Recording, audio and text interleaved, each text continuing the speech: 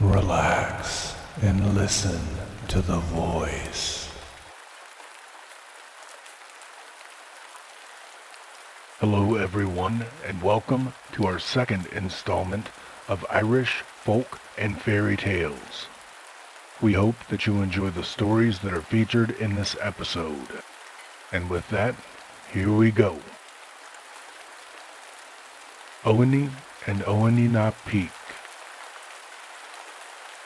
When Ireland had kings of her own, when there was no such thing as a coat made of red cloth in the country, when there were plenty in men's houses, and peace and quietness at men's doors, and that is a long time since, there lived in a village not far from the great city of Limino, two young men, cousins.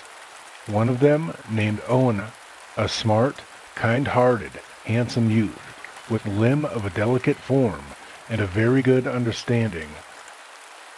His cousin's name was Owney too, and the neighbors christened him Owney na Peak, or Owney of the Nose, on account of the long nose he had got. A thing so out of all proportion that after looking at one side of his face, it was a smart morning's walk to get round the nose and take a view of the other. At least, so the people used to say.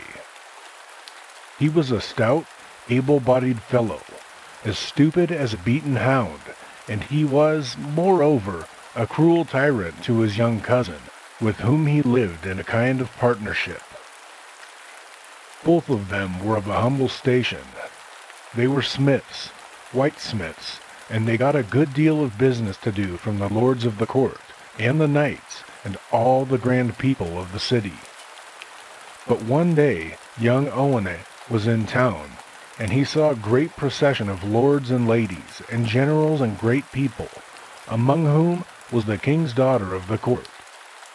And surely it is not possible for the young rose itself to be so beautiful as she was. His heart fainted at her sight, and he went home desperately in love, and not at all disposed to do business. Money, he was told, was the surest way of getting acquainted with the king, and so he began saving until he had put together a few hogs. But Owney na Peak, finding where he had hid them, seized on the whole, as he used to do on all young Owney's earnings. One evening, young Owney's mother found herself about to die.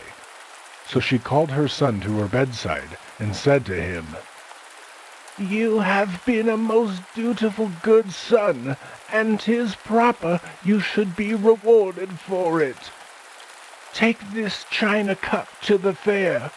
There is a fairy gift upon it. Use your own wit, look about you, and let the highest bidder have it. And so, my white-headed boy, God bless you." The young man drew the little bed curtain down over his dead mother, and in a few days after, with a heavy heart, he took his china cup and set off to the fair of Garryowen. The place was merry enough. The field that is called Gallows Green now was covered with tents. There was plenty of wine, poteen not being known in these days, let alone Parliament, a great many handsome girls, and 'tis unknown all the keo that was with the boys and themselves. Poor Owney walked all day through the fair, wishing to try his luck, but ashamed to offer his china cup among all the fine things that were there for sale. Evening was drawing on at last, and he was thinking of going home, when a strange man tapped him on the shoulder and said, "My good youth, I have been marking you through the fair the whole day, going about with that cup in your hand, speaking to nobody, and looking as if you would be wanting something or another." "I'm for selling it," said Owney. "What is it you're for selling, you say?" said a second man, coming up and looking at the cup. "Why then," said the first man, "and what's that to you, for a prying meddler? What do you want to know what he is for selling?" "Bad manners to you! And where's the use of my wishing you what you have already? Haven't I a right to ask the price of what's in the fair? If then the knowledge o' the price is all you have for it, says the first, here, my lad, is a golden piece for your cup. Well, that cup shall never hold drink or diet in your house, please heaven, says the second. Here's 2 gold pieces for that cup, lad. Why then see this now.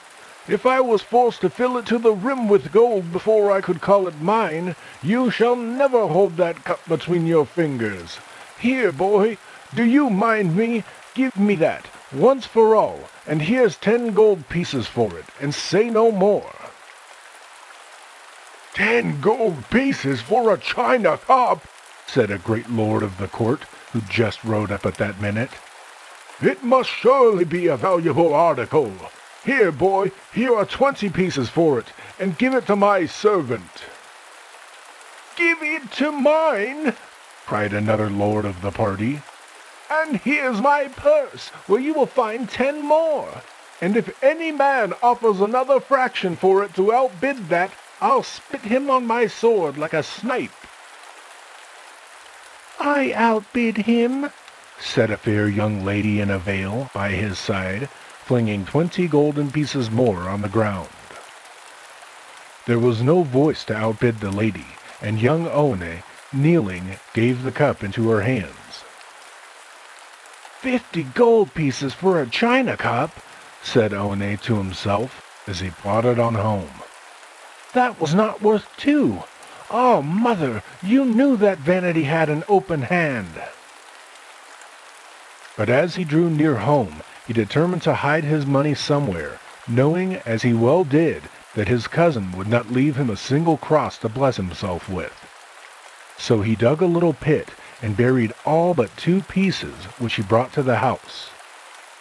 His cousin, knowing the business on which he had gone, laughed heartily when he saw him enter, and asked him what luck he had got with his punch bowl.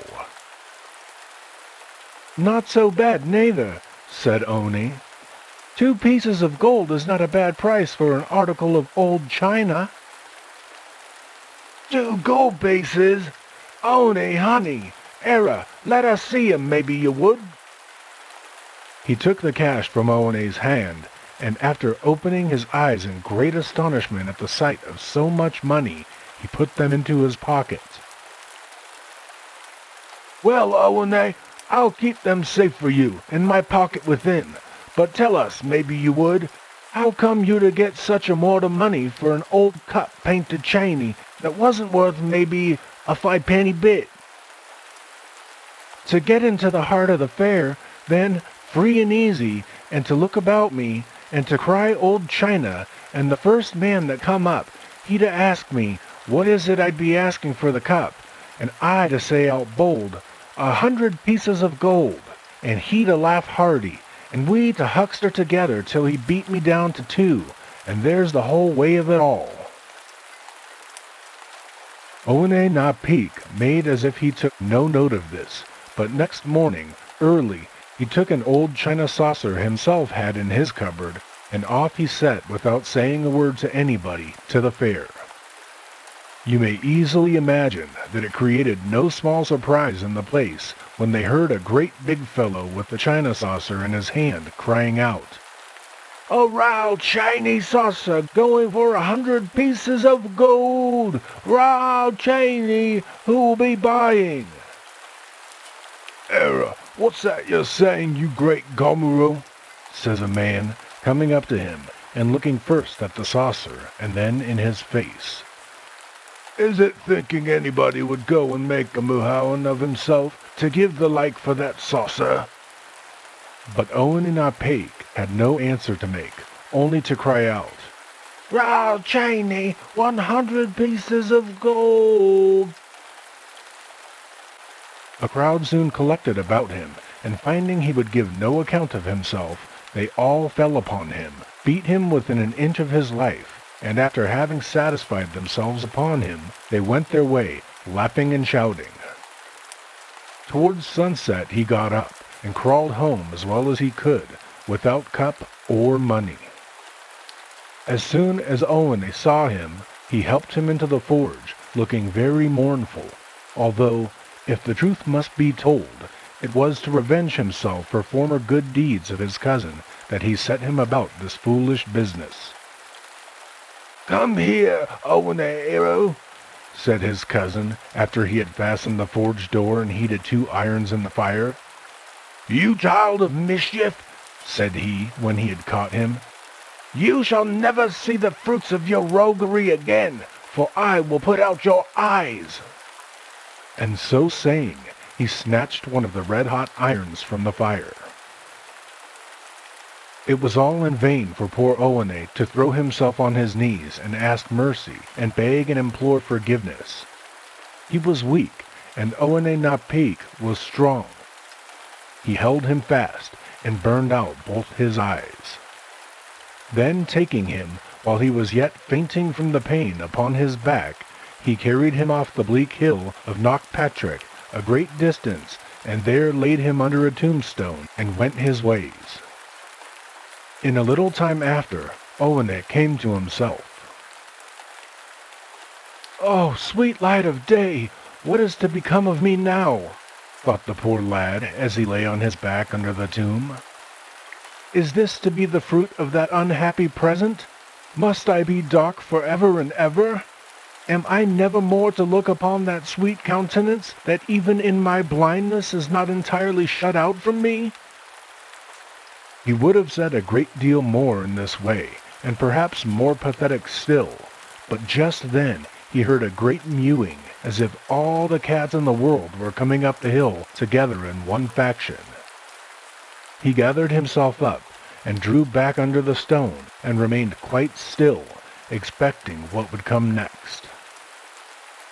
In a very short time he heard all the cats purring and mewing about the yard, whisking over the tombstones, and playing all sorts of pranks among the graves. He felt the tails of 1 or 2 brush his nose, and well for him it was that they did not discover him there, as he afterwards found. At last, "Silence!" said one of the cats, and they were all as mute as so many mice in an instant. "Now, all you cats of this great country, small and large, gray, red, yellow, black, brown, mottled and white, attend to what I'm going to tell you in the name of your king and the master of all cats. The sun is down, and the moon is up, and the night is silent, and no mortal hears us. And I may tell you a secret. You know the king of Munster's daughter?" "Oh, yes, to be sure, and why wouldn't we? Go on with your story," said all the cats together. "I have heard of her for one," said a little dirty-faced black cat, speaking after they had all done. "For I am the cat that sits upon the hob of Owney and Owney Napik, the white smiths, and I know many's the time young Owney does be talking of her, when he sits by the fire alone, rubbing me down and planning how he can get into her father's court." "Whist, you natural," says the cat that was making the speech. "What do you think we care for your Owney or Owney Napik?" "Mother, mother," thinks Owney to himself, "did anybody ever hear the quail of this?" "Well, gentlemen," says the cat again, "what I have to say is this. The king was last week struck with blindness, and you all know well how and by what means any blindness may be cured. You know there is no disorder that can ail mortal frame that may not be removed by praying around at the well of Berrygowan yonder, and the king's disorder is such that no other cure whatever can be had for it. Now, beware! Don't let this secret pass one of your lips, for there's a great-grandson of Simon Magus that is coming down to try his skill, and he it is that must use the water and marry the princess, who is to be given to anyone so fortunate as to heal her father's eyes. And on that day, gentlemen, we are promised a feast of the fattest mice that ever walked the ground." This speech was wonderfully applauded by all the cats, and presently after, the whole crew scampered off, jumping and mewing and purring down the hill. Owney, being sensible that they were all gone, came from his hiding place, and knowing the road to Barrygowan well, he set off and groped his way out, and shortly knew, by the rolling of the waves coming in from the point of foams, that he was near the place. He got to the well, and making a round like a good Christian, rubbed his eyes with the well water, and looking up, saw day dawning in the east. Giving thanks, he jumped up on his feet, and you may say that Owney na Peak was much astonished on opening the door of the forge to find him there, his eyes as well or better than ever, and his face as merry as a dance. "Well, cousin," said Owney, smiling, "you have done me the greatest service that one man can do another. You put me in the way of getting 2 pieces of gold," said he, showing 2 he had taken from his hiding place. "If you could only bear the pain of suffering me just to put out your eyes and lay you in the same place as you laid me, who knows what luck you'd have?" "No, there's no occasion for putting out eyes at all. But could you not lay me, just as I am, tonight, in that place, and let me try my own fortune, if it be a thing you tell the truth? And what else could put the eyes in your head, after I burning them out with the irons?" "You know all that in time," says Owney, stopping him in his speech, for just at that minute, casting his eyes towards the hob, he saw the cat sitting upon it and looking very hard at him. So he made a sign to Owney na Peak to be silent or talk of something else, at which the cat turned away her eyes and began washing her face, quite simple, with her 2 paws, looking now and then sideways into Owney's face, just like a Christian. By and by, when she had walked out of the forge, he shut the door after her, and finished what he was going to say, which made Owney na Peak still more anxious than before to be placed under the tombstone. Owney agreed to it very readily, and just as they were done speaking, cast a glance towards the forge window, where he saw the imp of a cat, just with her nose and 1 eye peeping in through a broken pane. He said nothing, however, but prepared to carry his cousin to the place, where towards nightfall he laid him as he had been laid himself, snug under the tombstone, and went his way down the hill, resting in Shanagolden that night to see what would come of it in the morning. Owney na Peak had not been more than 2 or 3 hours or so lying down, when he heard the very same noises coming up the hill that had puzzled Owney the night before. Seeing the cats enter the churchyard, he began to grow very uneasy, and strove to hide himself as well as he could, which was tolerably well, too, all being covered by the tombstone excepting part of the nose, which was so long that he could not get it to fit by any means.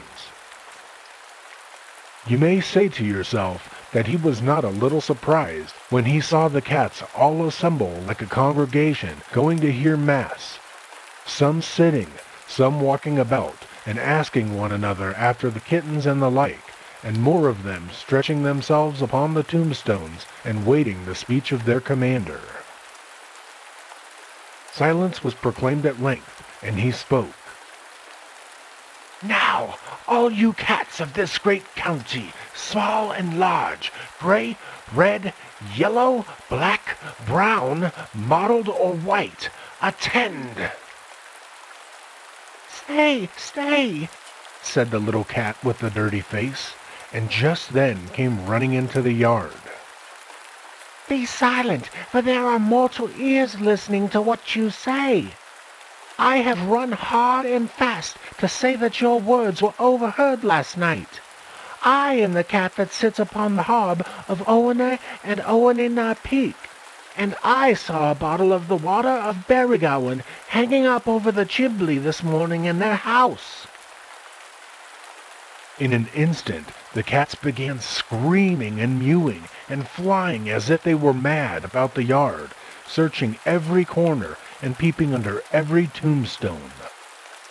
Poor Owney na Peak endeavored as well as he could to hide himself from them, and began to thump his breast and cross himself, but it was all in vain, for one of the cats saw the long nose peeping from under the stone, and in a minute they dragged him, roaring and bawling, into the very middle of the churchyard, where they flew upon him all together, and made smithereens of him, from the crown of his head to the soles of his feet.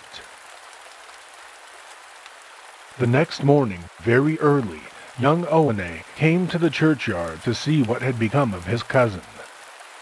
He called over and over again upon his name, but there was no answer given. At last, entering the place of tombs, he found his limbs scattered over the earth. "So that is the way with you, is it?" said he, clasping his hands and looking down on the bloody fragments. "Why then, though you were no great things in the way of kindness to me when your bones were together, that isn't the reason why I'd be glad to see them torn asunder this morning early." So gathering up all the pieces that he could find, he put them into a bag he had with him, and away with him to the well of Berrygowan, where he lost no time in making around and throwing them in, all in a heap.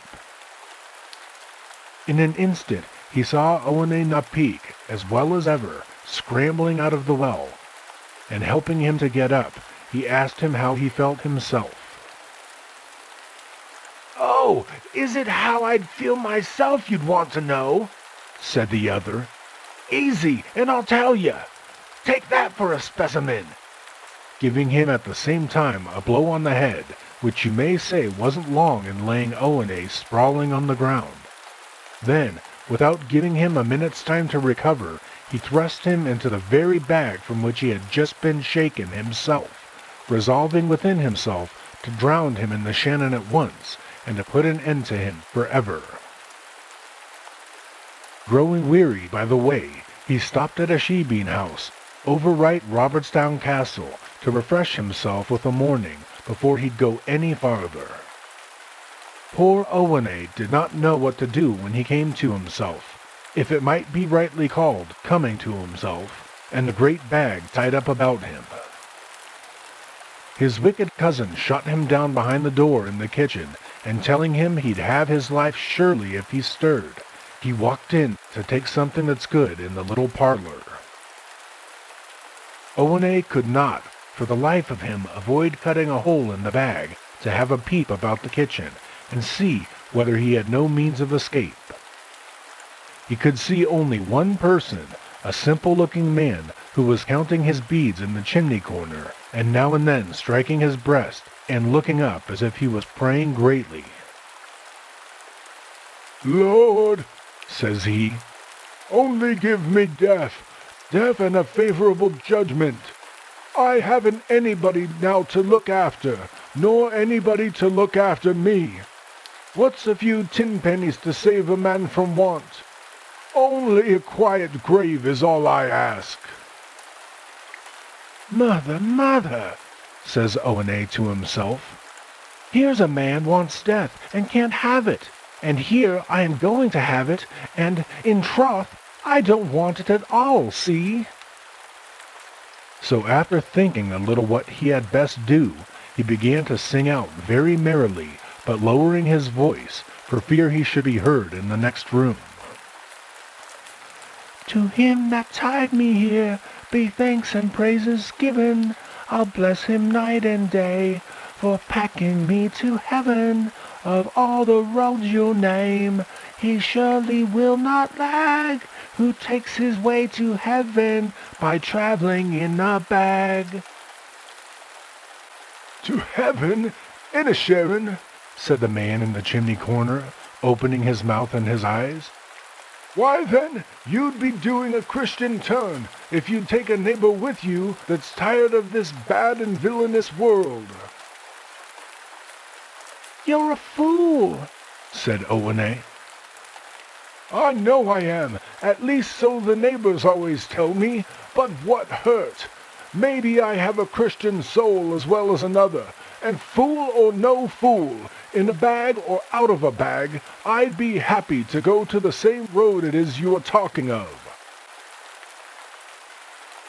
After seeming to make a great favor of it in order to allure him the more to the bargain, Owney agreed to put him into the bag instead of himself, and cautioning him against saying a word, he was just going to tie him when he was touched with a little remorse for going to have the innocent man's life taken.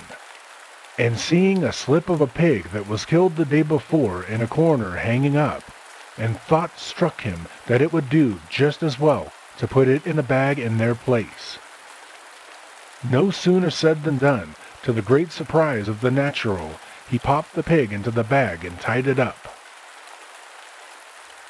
Now, says he, my good friend, go home, say nothing, but bless the name in heaven for saving your life. And you were as near losing it this morning as ever man was that didn't know. They left the house together. Presently, out comes Owney Peak, very hardy, and being so, he was not able to perceive the difference in the contents of the bag, but hoisting it upon his back, he sallied out of the house. Before he had gone far, he came to the rock of Fawns, from the top of which he flung his burden into the salt waters. Away he went home, and knocked at the door of the forge, which was opened to him by Owney. You may fancy him to yourself, crossing and blessing himself over and over again, when he saw, as he thought, the ghost standing before him. But Owney looked very merry, and told him not to be afraid. You did many is the good turn in your life, says he, but the equal of this never.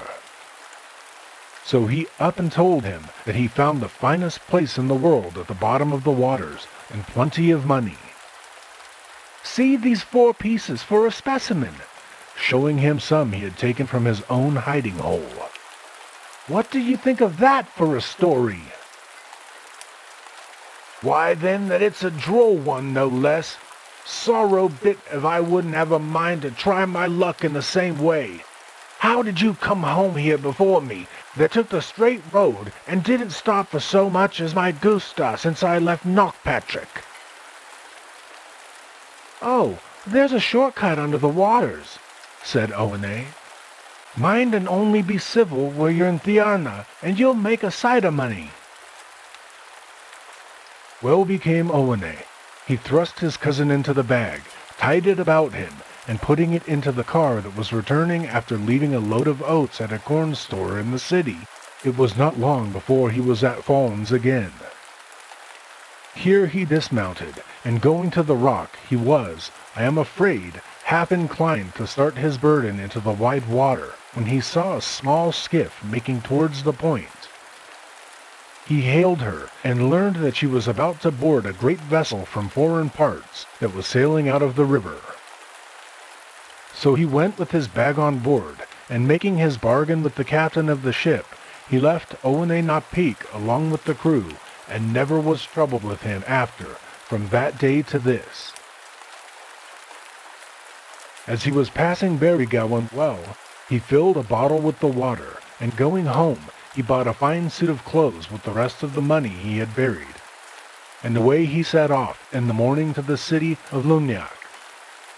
He walked through the town, admiring everything he saw, until he came before the palace of the king.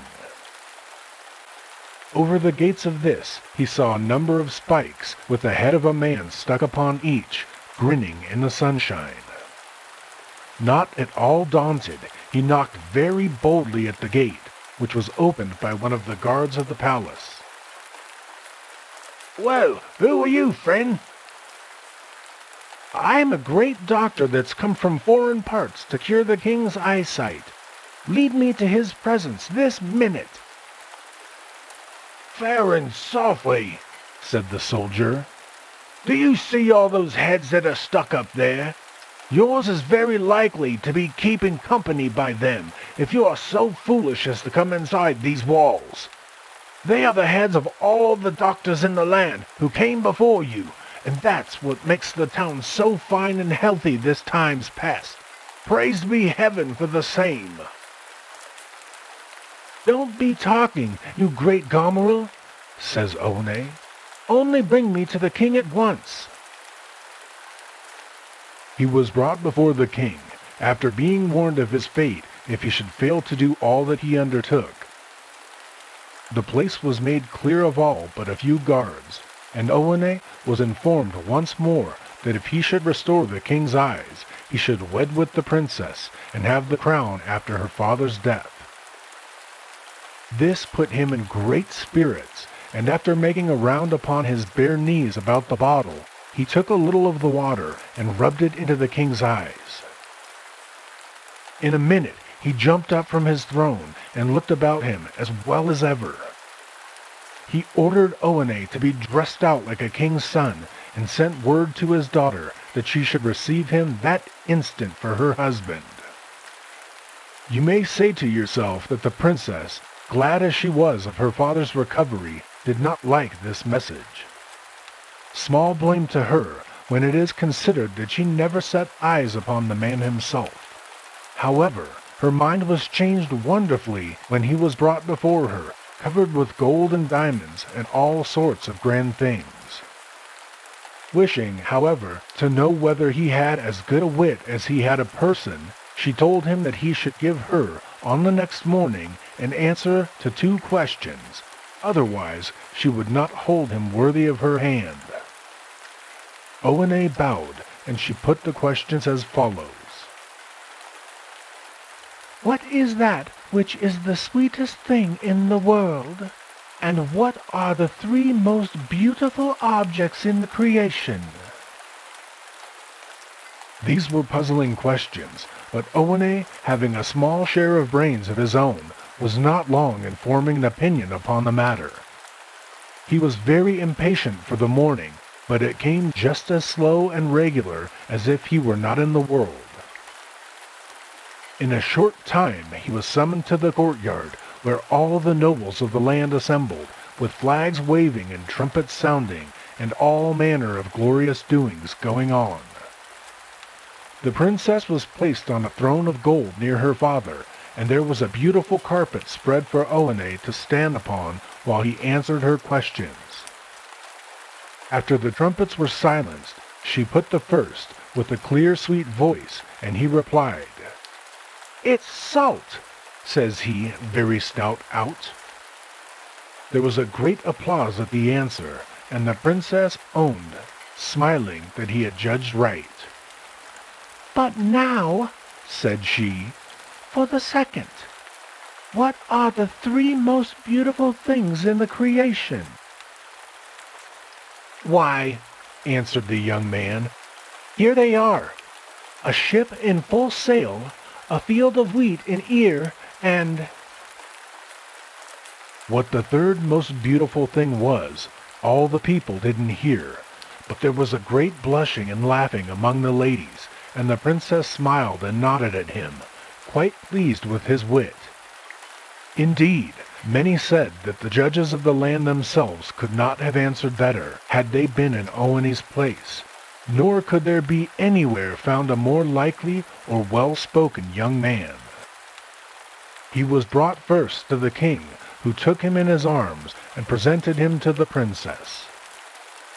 She could not help acknowledging to herself that his understanding was quite worthy of his handsome person.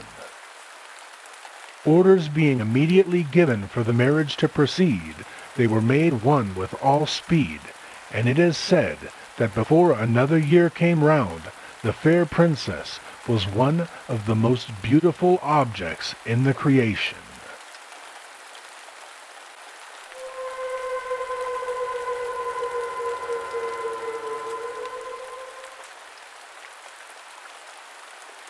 The Little Weaver of Duleek Gate.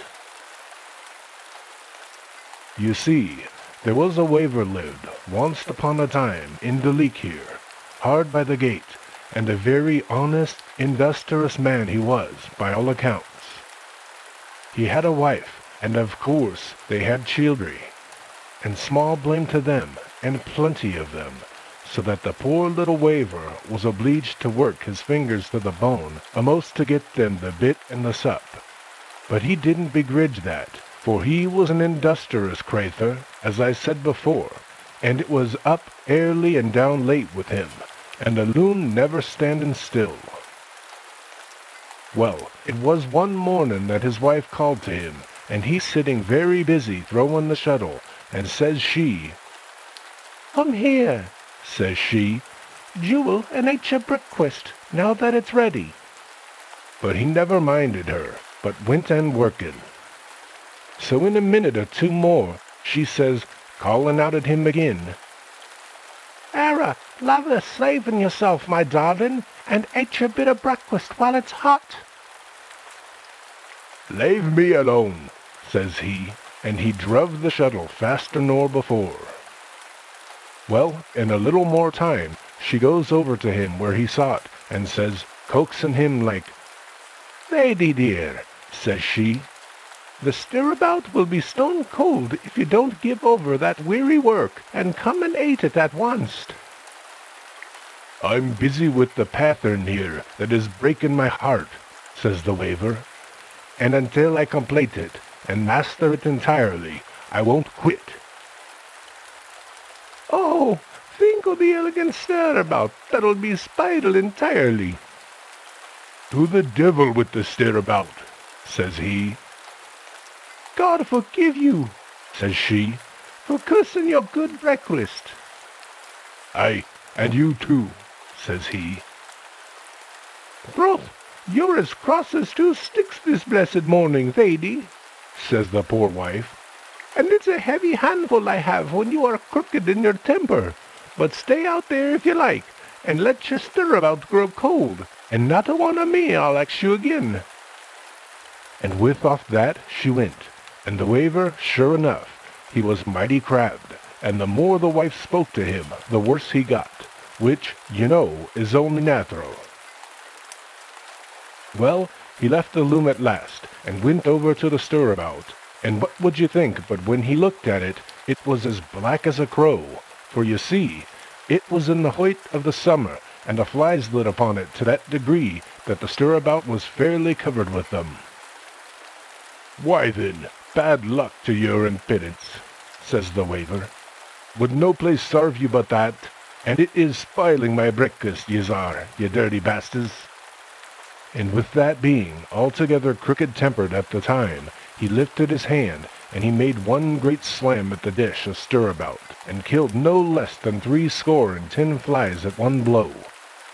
It was 70 exactly, for he counted the carcasses one by one, and laid them out on a clean plate for to view them.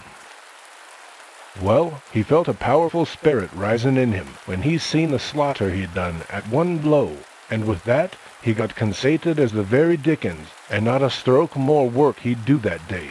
But out he went, and was fractious and impotent to everyone he met, and was squaring up into their faces and saying, "Look at that fist! That's the fist that killed 70 at one blow! Woo!" With that, all the neighbors thought he was cracked in faith. The poor wife herself thought the same when he came home in the evening, after spending every rap he had in drink, and swaggering about the place, and looking at his hand every minute. "Indeed, and your hand is very dirty, sure enough, Lady Jewel," says the poor wife. And true for her, for he rolled into a ditch coming home. "You had better wash it, darling." "How dare you say to the greatest hand in Ireland?" says he, going to beat her. "Well, it's a not dirty," she says. "It is thrown away my time I have been all my life," says he, "living with you at all, and stuck at the loom, nothing but a poor weaver, when it is St. George or the Dragon I ought to be, which is two of the 7 champions of Christendom." "Well, suppose they christened him twice as much," says the wife. "Sure, what's that to use?" "Oh, don't put in your prate," says he. "You ignorant strap," says he. "You're vulgar, woman, you're vulgar, mighty vulgar, but I'll have nothing more to say to any dirty snake and braid ever again. Divil a more waving I'll do." "Oh, Lady dear, and what'll the children do then?" "Let them go play marvels," says he. "That would be but poor feeding for them, Thady." "They shan't want for feeding," says he, "for it's a rich man I'll be soon, and a great man too." "Sure, but I'm glad to hear it, darling, though I dunno how it's to be, but I think you had better go to bed, Thady." "Don't talk to me of any bed but the bed o' glory, woman," says he, looking mortial grand. "Oh, God send we'll all be in glory yet," says the wife, crossing herself. "But go to sleep, Thady, for this present." "I'll sleep with the brave yet," says he. "Indeed, and a brave sleep will do you power o' good, my darling," says she. "And it's I that will be the knight," says he. "All night, if you plaze, Thady," says she. "None of your coaxing," says he. "I'm determined on it, and I'll set off immediately and be a knight errant." "A what?" says she. "A knight errant, woman." "Lord, be good to me. What's that?" says she. "A knight errant is a rare gentleman," says he, "going round the world for sport, with a sword by his side, taking whatever he pleases for himself, and that's a knight errant," says he. Well, sure enough, he went about among his neighbors the next day, and he got an old kittle from one, and a saucepan from another, and he took them to the tailor, and he sewed him up a suit of tin clothes like any knight errant, and he borrowed a pot lid, and that he was very particular about, because it was his shield, and he went to a friend o' his, a painter and a glazier, and made him paint on his shield in big letters, "I'm the man of all men, that killed 70 at a blow." "When people sees that," says the waver to himself, "the sorrow one will dare to come near me." And with that he told the wife to scour out from the small iron pot for him, for, says he, "it will make an elegant helmet." And when it was done, he put it on his head, and his wife said, "Oh, mother, Thady Jewel, is it putting a great heavy iron pot on your head you are, by way of a hat?"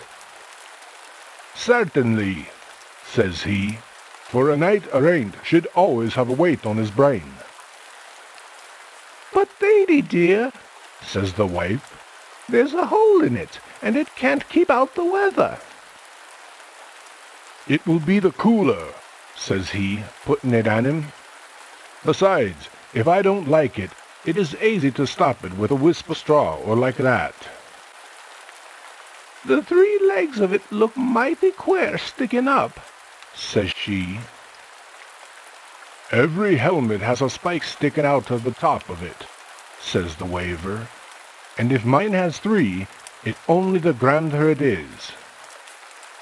"Well," says the wife, getting bitter at last, "all I can say is, it isn't the first sheep's head was dressed in it." "Your servant, ma'am," says he, and off he set. Well, he was in want of a horse, and so he went to a field hard by, where the miller's horse was grazing, that used to carry the ground corn round the country. "This is the identical horse for me," says the waver. "He is used to carrying flour and mail, and what am I but the flower o' chivalry in a coat o' mail? so that the horse won't be put out of his way in the least." But as he was riding him out of the field, who should see him but the miller? "Is it stealing my horse you are, honest man?" says the miller. "No," says the waver. "I'm only going to exercise him," says he. "In the cool of the evening, it will be good for his health." "Thank you kindly," says the miller, "but leave him where he is, and you'll oblige me." "I can't afford it," says the waver, running the horse at the ditch. "Bad luck to your impudence," says the miller. "You've as much tin about you as a travelling tinker, but you more brass. Come back here, you vagabond," says he. But it was too late. Away galloped the waver, and took to the road to Dublin, for he thought the best thing he could do was go to the King of Dublin, for Dublin was a great place then, and had a king of its own, and he thought maybe the King of Dublin would give him work. Well, he was 4 days going to Dublin, for the baste was not the best, and the roads worse. Not all is one now, but there was no turnpikes then. Glory be to God. When he got to Dublin, he went straight to the palace, and when he got into the courtyard, he let his horse go and graze about the place, for the grass was growing out between the stones. Everything was flourishing then in Dublin, you see. Well, the king was looking out of his drawing-room windy for Darvishin when the waver came in, but the waver pretended not to see him, and he went over to a stone sate under the windy, for you see, there was stone sates all round about the palace for the accommodation of the people, for the king was a decent, obliging man. Well, as I said, the waver went over and lay down on one of the sates, just under the king's windy, and pretended to go to sleep. But he took care to turn out the front of his shield that had the letters on it. Well, my dear, with that, the king calls out to one of the lords of his court that was standing behind him, holding up the skirt of his coat, according to racing, and says he, "Look here," says he. "What do you think of a vagabond like that coming under my very nose to go to sleep? It is true I am a good king," says he, "and I accommodate the people by having sates for them to sit down and enjoy the recreation and contemplating of seeing me here, looking out of my drawing-room windy for Darvishin. But that is no racing they ought to make a hotel of the place, and come and sleep here. Who is it at all?" says the king. "Not a one knows me, please, your majesty." "I think he must be a foreigner," says the king, "because his dress is outlandish." "And doesn't no manners more betoken," says the lord. "I'll go down and circumspect him myself," says the king. "Follow me," says he to the lord, waving his hand at the same time in the most dignifious manner. Down he went accordingly, followed by the lord, and when he went over to where the waver was laying, sure the first thing he seen was his shield with the big letters on it, and with that, says he to the lord, "Bedad," says he, "this is the very man I want." "For what, please, your majesty?" says the lord. "To kill that vagabond dragon, to be sure," says the king. "Sure do you think he could kill him?" says the lord. "When all the stoutest knights in the land wasn't a quail to it, but never came back, and was ate up alive by the cruel deceiver." "Sure, don't you see there," says the king, pointing at the shield, "that he killed 70 at one blow, and the man that done that, I think, is a match for anything." So with that, he went over to the waver and shook him by the shoulder to wake him up, and the waver rubbed his eyes as if just waking, and the king says to him, "God save you," said he. "God save you kindly," says the waver, pretending he was quite unknownst who he was spaking to. "Do you know who I am?" says the king. that you make so free, good man." "No, indeed," says the waver. "You have the advantage of me." "To be sure I have," says the king. "Mighty high, sure. Ain't I the king of Dublin?" says he. The waver dropped down on his 2 knees fornest the king, and says he, "I beg God's pardon and yours for the liberty I took. Please your holiness, I hope you'll excuse it." "No offence," says the king. "Get up, good man, and what brings you here?" says he. "I'm in want of work, please your reverence," says the waver. "Well, suppose I give you work," says the king. "I'll be proud to serve you, my lord," says the waver. "Very well," says the king. "You killed 70 at one blow, I understand," says the king. "Yes," says the waver. "That was the last trifle of work I done, and I'm afeard my hand'll go out of practice if I don't get some job to do at once." "You shall have a job immediately," says the king. "It is not 70 or any fine thing like that. It is only a blackguard dragon that is disturbing the country and ruinating my tenantry with eating their poultry, and I am lost for a want of eggs," says the king. "Troth then, please your worship," says the waver. "You look as yallow as if you swallowed 12 yolks this minute." "Well, I want this dragon to be killed," says the king. "It will be no trouble in life to you, and I am only sorry that it isn't better worth your while, for he isn't worth fearing at all. Only I must tell you that he lives in the country Galloway, in the middle of a bog, and he has an advantage in that." "Oh, I don't value it in the least," says the waver. "For the last 70 I killed was in a soft place."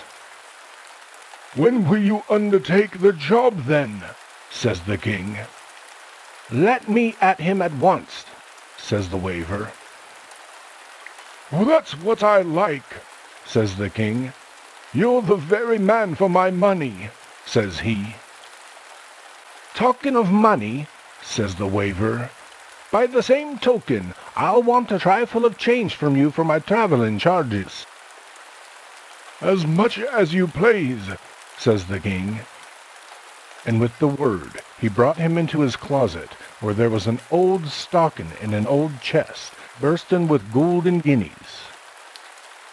"Take as many as you please," says the king.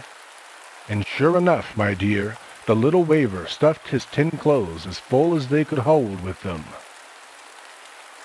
"Now I'm ready for the road," says the waver. "Very well," says the king, "but you must have a fresh horse," says he. "With all my heart," says the waver, who thought he might as well exchange the miller's old garron for a better. And maybe it's wondering you are that the waver would think of going to fight the dragon after what he heard about him when he was pretending to be asleep, but he had no such notion. All he intended was to fob the gold and ride back again to Duleek with his gains and a good horse. But you see, cute as the waver was, the king was cuter still, for those high quality, you see, is a great deceivers. And so the horse the waver was put on was larned on purpose, and sure, the minute he was mounted, away powdered the horse, and the devil a toe he'd go, but right down to Galloway. Well, for 4 days he was going evermore, until at last the waver seen a crowd of people running, as if old Nick was at their heels, and they shouting 1,000 murders and crying, "The dragon! The dragon!" And he couldn't stop the horse, nor make him turn back, but away he pelted, right fornest the terrible baste that was coming up to him, and there was the most nefarious smell of sulphur, saving your presence, enough to knock you down.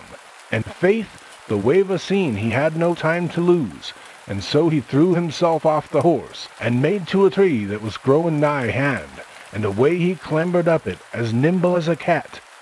And not a minute had he to spare, for the dragon came up in a powerful rage, and he devoured the horse, body and bones, in less than no time, and then he began to sniffle and scent about for the waver. And at last he clapped his eyes on him, and where he was up in the tree, and says he, "In troth, you might as well come down out of that," says he, "for I'll have you as sure as eggs is mate." "Divil a foot I'll go down," says the waver. "Sorra care, I care," says the dragon, "for you're as good as ready money in my pocket this minute, for I'll lie under this tree," says he, "and sooner or later you must fall to my share." And sure enough he sat down, and began to pick his teeth with his tail, after the heavy breakfast he made that morning, for he ate a whole village, let alone the horse.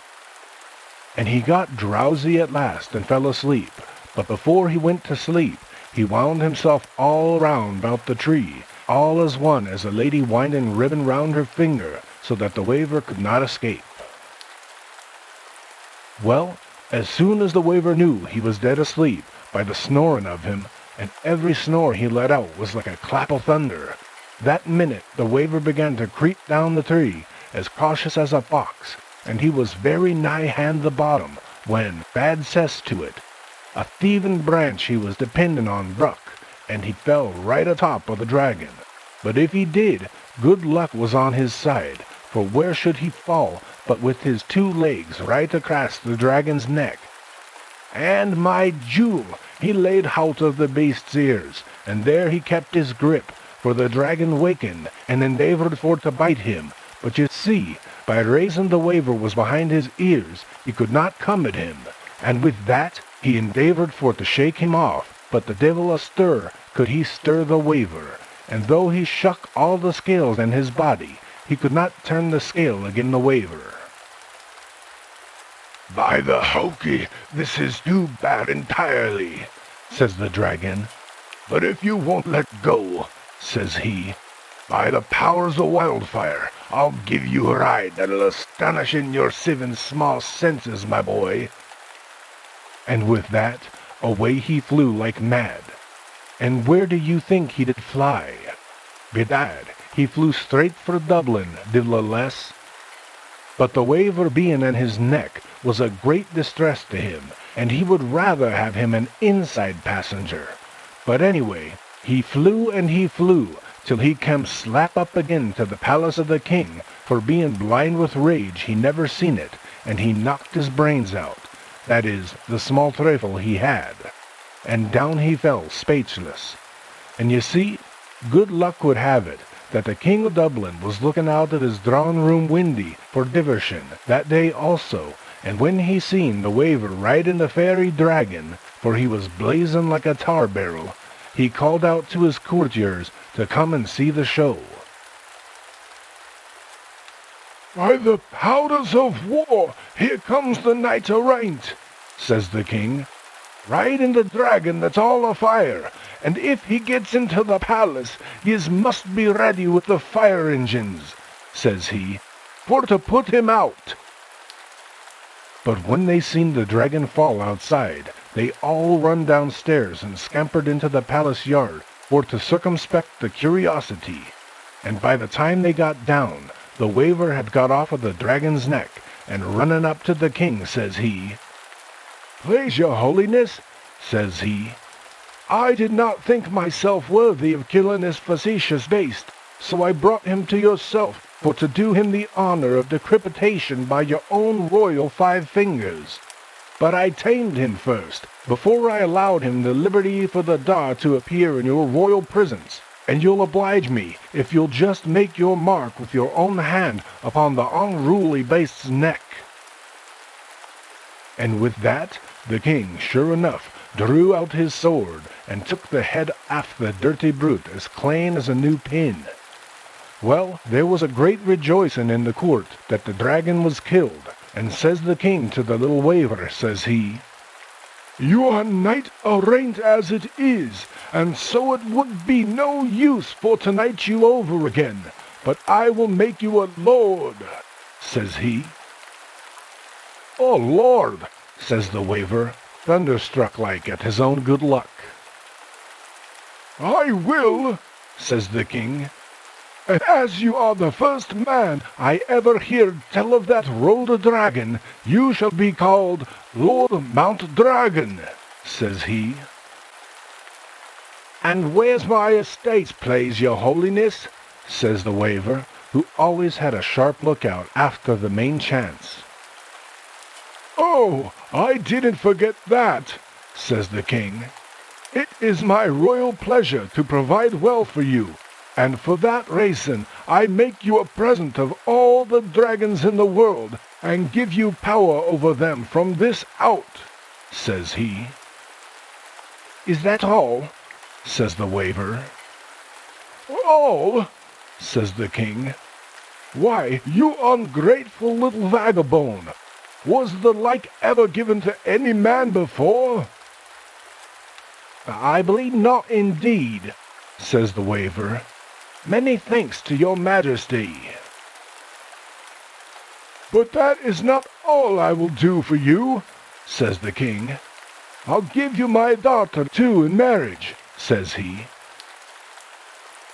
Now you see, that was nothing more than what he promised the waver in his first promise, for by all accounts the king's daughter was the greatest dragon ever was seen, and had the devil's own tongue, and a beard a yard long, which she pretended was put on her by way of penance by Father Mokai, her confessor. But it was well known it was in the family for ages, and no wonder it was so long, by reason of that same.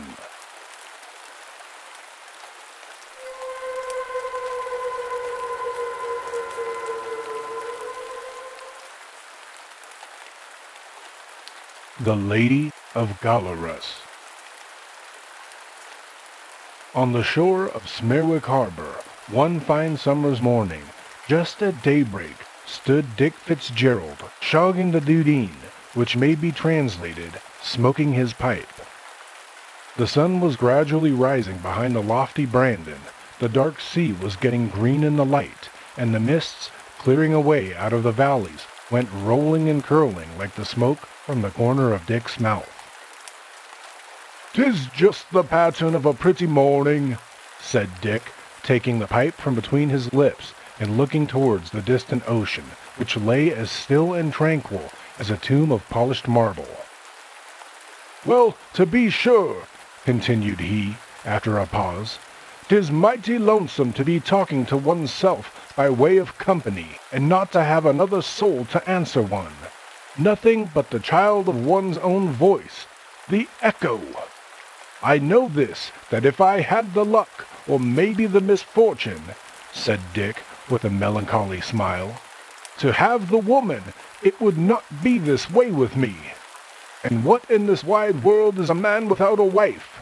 He's no more surely than a bottle without a drop of drink in it, or dancing without music, or the left leg of a scissor, or a fishing line without a hook, or any other matter that is no ways complete. Is it not so?" said Dick Fitzgerald, casting his eyes towards a rock upon a strand, which, though it could not speak, stood up as firm and looked as bold as ever Carrie Witness did. But what was his astonishment at beholding, just at the foot of the rock, a beautiful young creature combing her hair, which was of a sea-green color, and now the salt water shining on it appeared in the morning light like melted butter upon cabbage. Dick guessed at once that she was a merrow, although he had never seen one before, for he spied the Cohaleen Druith, or little enchanted cap, which the sea people use for diving down into the ocean, lying upon the strand near her. And he had heard that, if once he could possess himself of the cap, she would lose the power of going away into the water. So he seized it with all speed, and she, hearing the noise, turned her head about as natural as any Christian. When the Merrow saw that her little diving cap was gone, The salt tears, doubly salt, no doubt from her, came trickling down her cheeks, and she began a low, mournful cry, with just the tender voice of a newborn infant. Dick, although he knew well enough what she was crying for, determined to keep the Colleen Druid, let her cry never so much to see what luck would come out of it. Yet he could not help pitying her, and when the dumb thing looked up in his face, with her cheeks all moist with tears, 'twas enough to make anyone feel, let alone Dick, who had ever and always, like most of his countrymen, a mighty tender heart of his own. "Don't cry, my darling," said Dick Fitzgerald. But the Merrow, like any bold child, only cried the more for that. Dick sat himself down by her side, and took hold of her hand by way of comforting her. 'Twas in no particular an ugly hand, only there was a small web between the fingers, as there is in a duck's foot, but 'twas as thin and white as the skin between an egg and shell. "What is your name, my darling?" said Dick, thinking to make her conversant with him, but he got no answer, and he was certain sure now, either that she could not speak, or did not understand him. He therefore squeezed her hand in his, as the only way he had of talking to her. It's the universal language, and there's not a woman in the world, be she fish or lady, that does not understand it. The Merrow did not seem much displeased at this mode of conversation, and making an end of her whining all at once, "Man," says she, looking up in Dick Fitzgerald's face, "Man, will you eat me?" "By all the red petticoats and check aprons between Dingle and Tralee," cried Dick, jumping up in amazement, "I'd as soon eat myself, my jewel. Is it I eat you, my pet? Now, 'twas some ugly, ill thief of a fish that put the notion into your own pretty head, with the nice green hair down upon it, that is so cleanly combed out this morning." "Man," said the Merrow, "what will you do with me if you won't eat me?" Dick's thoughts were running on a wife. He saw, at the first glimpse, that she was handsome, but since she spoke, and spoke too, like any real woman, he was fairly in love with her. 'Twas the neat way she called him man that settled the matter entirely. "Fish," says Dick, trying to speak to her after her own short fashion.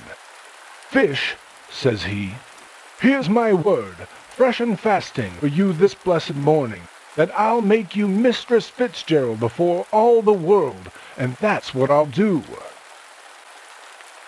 "Never say the word twice," says she. "I'm ready and willing to be yours, Mr. Fitzgerald, but stop, if you please, till I twist up my hair."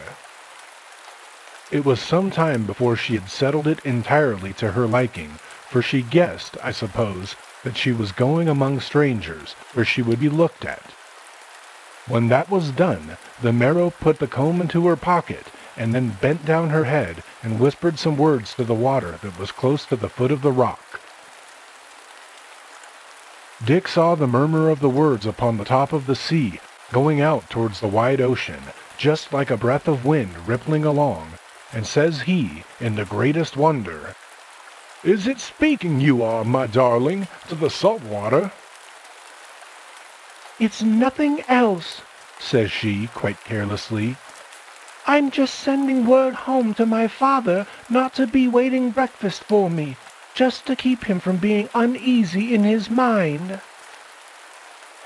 "And who's your father, my duck?" said Dick. "What?" said the Merrow. "Did you never hear of my father? He's the king of the waves, to be sure." "And yourself, then, is a real king's daughter?" said Dick, opening his two eyes to take a full and true survey of his wife that was to be. "Oh, I'm nothing else but a made man with you, and a king your father. To be sure, he has all the money that's down at the bottom of the sea." "Money?" repeated the Merrow. "What's money?" "'Tis no bad thing to have when one wants it," replied Dick. "And maybe now the fishes have the understanding to bring up whatever you bid them." "Oh, yes," said the Merrow. "They bring me what I want." "To speak the truth, then," said Dick, "'tis a straw bed I have at home before you, and that, I'm thinking, is no ways fitting for a king's daughter. So if 'twould not be displeasing to you, just to mention a nice feather bed with a pair of new blankets. But what am I talking about? Maybe you have not such things as beds down under the water." "By all means," said she, "Mr. Fitzgerald, plenty of beds at your service. I've 14 oyster beds of my own, not to mention one just planting for the rearing of young ones." "You have?" says Dick, scratching his head and looking a little puzzled. "'Tis a feather bed I was speaking of, but clearly yours is the very cut of a decent plan to have a bed and supper so handy to each other that a person, when they'd have the one, need never ask for another." However, bed or no bed, money or no money, Dick Fitzgerald determined to marry the Merrow, and the Merrow had given her consent. Away they went, therefore, across the strand, from Gollerus to Ballinrunnig, where Father Fitzgibbon happened to be that morning. "There are 2 words to this bargain, Dick Fitzgerald," said his reverence, looking mighty glum. "And it is a fishy woman you'd marry. The Lord preserve us! Send the scaly creature home to her own people. What's my advice to you, wherever she came from?" Dick had the Colleen Druith in his hand, and was about to give it back to the Merrow, who looked covetously at it, but he thought for a moment, and then says he, "Please your reverence, she's a king's daughter." "If she was the daughter of 50 kings," says Father Fitzgibbon, "I tell you, you can't marry her, she being a fish."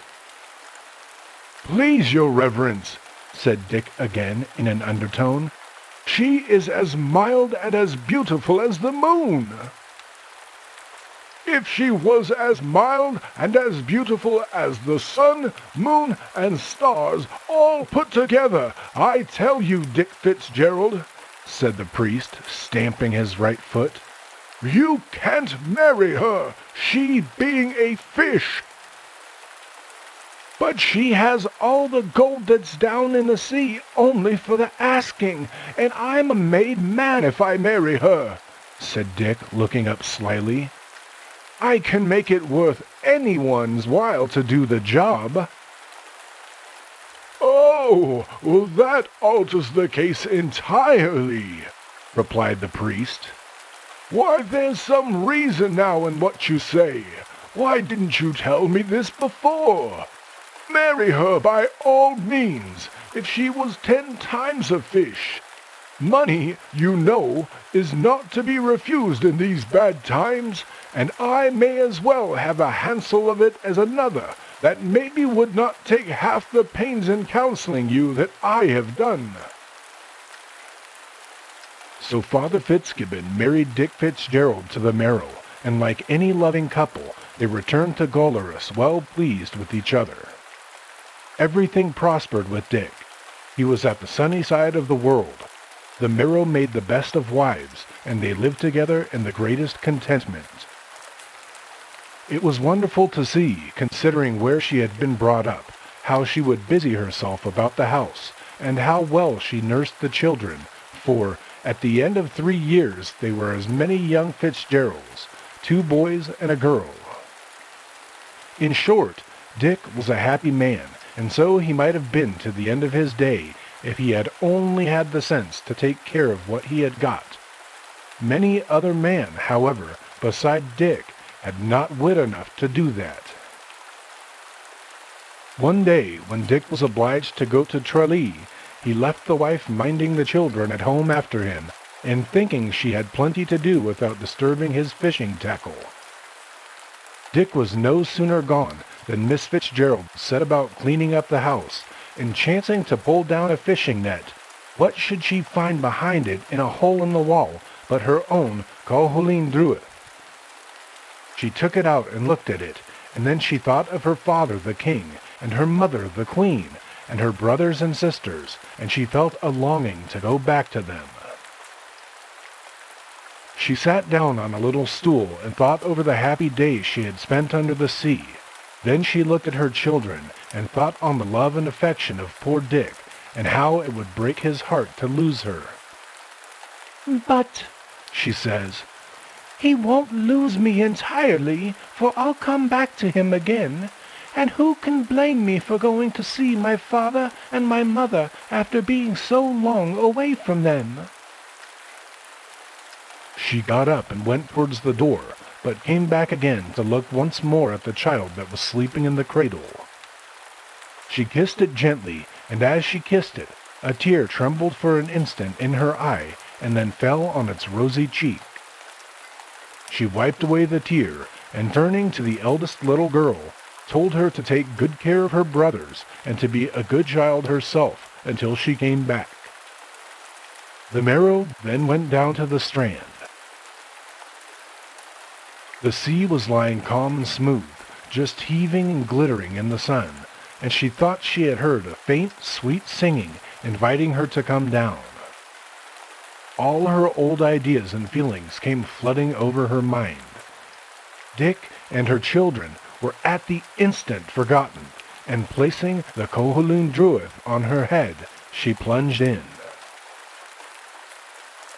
Dick came home in the evening, and missing his wife, he asked Kathleen, his little girl, what had become of her mother, but she could not tell him. He then inquired of the neighbors, and he learned that she was seen going towards the strand with a strange-looking thing like a cocked hat in her hand.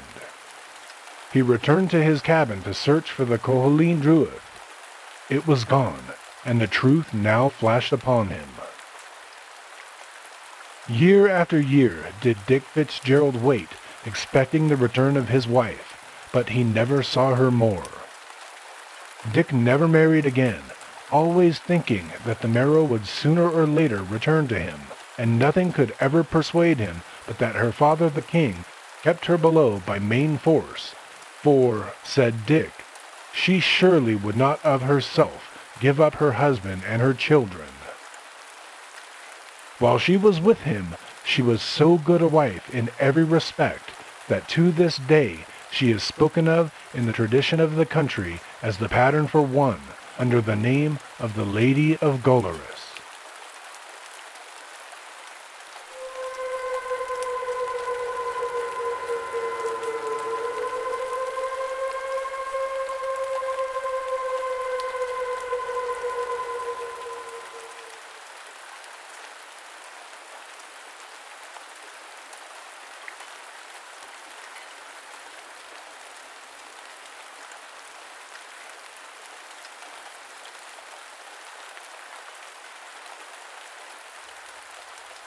Thank you all again for tuning in. We hope that you've enjoyed this installment of Irish Folk and Fairy Tales, Volume 2. Please like the videos, subscribe to the channel, and share our channel with your friends. Take care of yourselves out there, and until next time, sweet dreams.